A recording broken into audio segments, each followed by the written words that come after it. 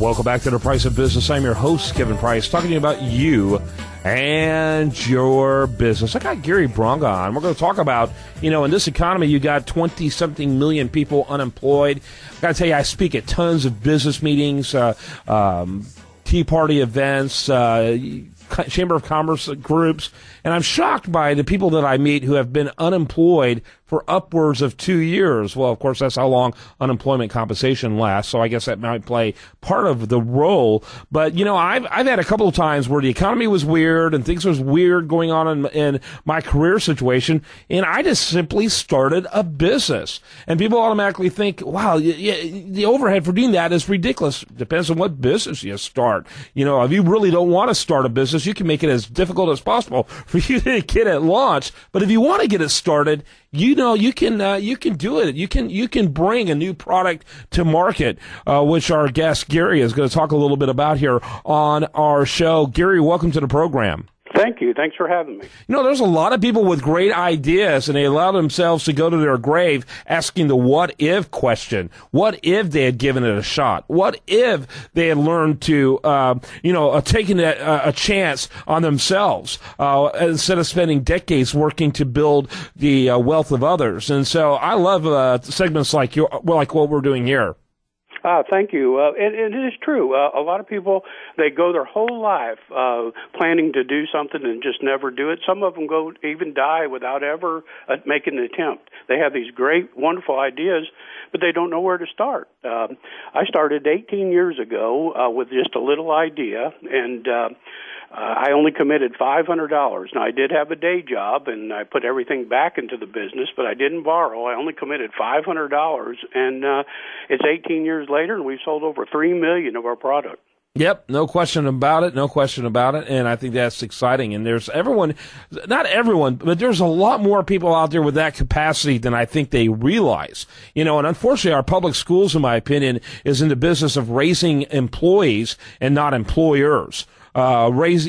Teaching people to work for others rather than have a lot of self-initiative. Don't you think? Oh, absolutely. What they do is they say study real hard, get good grades, and you'll go get a great job instead of. Community colleges have started now. I'm hoping it'll get down to the high schools, but community colleges started entrepreneur programs, and I'm glad to see it. Yep. Now, the name of your book is Bringing a New Product to Market, correct? Yes, bringing a new product to market from your home. And I had a great little idea for a simple product, and simple products are usually the best. It's a little badge holder called Clippies. It's a lapel pin that holds an ID badge, and I got that idea while I was at my workplace, and I thought it would be a little extra money, which it was for a while. And then I got a catalog, which I outline in my book. I actually bottled the whole process, and it's relatively simple. It's not easy, but it is simple if you follow the things I learned, both from doing things right and from doing things wrong.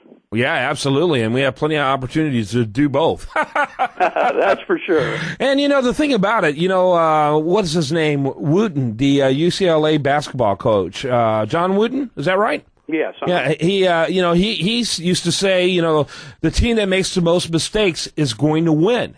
And the reason why is because they're the boldest. They're the ones willing to take the risk. They're the ones that are okay if things don't turn out perfectly, whereas the ones that are uptight about making sure everything works out exactly as it's supposed to do is usually going to get blown away by the team who's willing to take more risks. Right, and in business, the fear of failure. Some people are just paralyzed, and if you don't go out and borrow a lot of money, if you test your product first to make sure it's going to sell, and you follow some easy steps, you reduce the risk considerably. Yeah, no question about it. And people need to become more and more aware of this reality out there that, you really are only as limited as your imagination. So tell us, kind of give us a panoramic overview of what the book covers.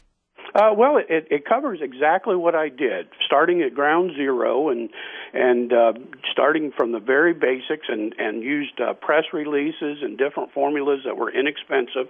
Like I say, I only started with $500, so you have to use a lot of imagination and have a lot of fun with it. And I originally got all kinds of rejections, but later I got my first catalog, and they thought they were going to only sell 48 for some crazy reason, but it turned out over 6 months they sold 150,000, so I was on my way.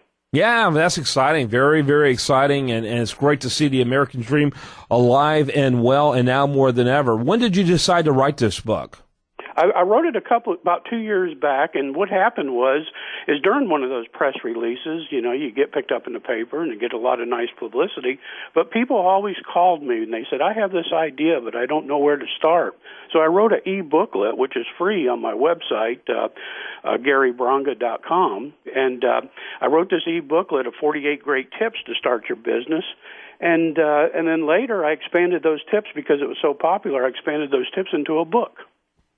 Awesome. And how much did this current economy play a role in your interest in developing all this? Well, it doesn't take as much money to start a business as most people think, and it's actually less than it used to be. Now with some business software is free, and computers are a whole lot cheaper than the $2,500 it used to be just 10 years back. And any job that you have right now, you're not safe. It doesn't matter what you have. I recommend that you do a business on the side, something that you can fall back to. Yep, absolutely. People need to be entrepreneurial, and people can do it, and it doesn't require 40 hours. It really doesn't. You can just devote 10 hours to begin to wrap it up, and as it makes more money, it justifies more hours. And then at some point, it might be competing against your actual job in terms of total value, and then at that point, you know what? You might want to make that leap, and I doubt if you would regret it.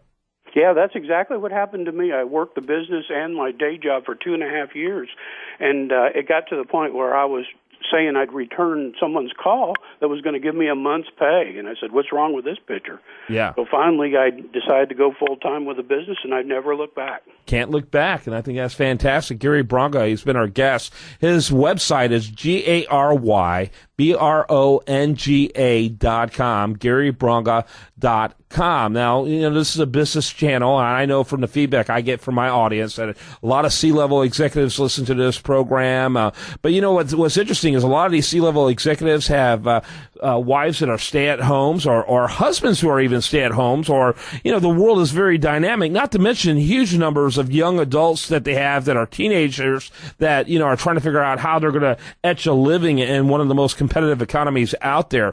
I think any of them should begin by looking over at GaryBronga.com and getting the free ebook and saying, check that out and see if you want to take the next step to buy the book, because there's something about pride of ownership when it's your own business that you can't get in any other means. Yeah, it's amazing that some of the people that I actually ran into a lady that was a vice president of a large automobile manufacturer.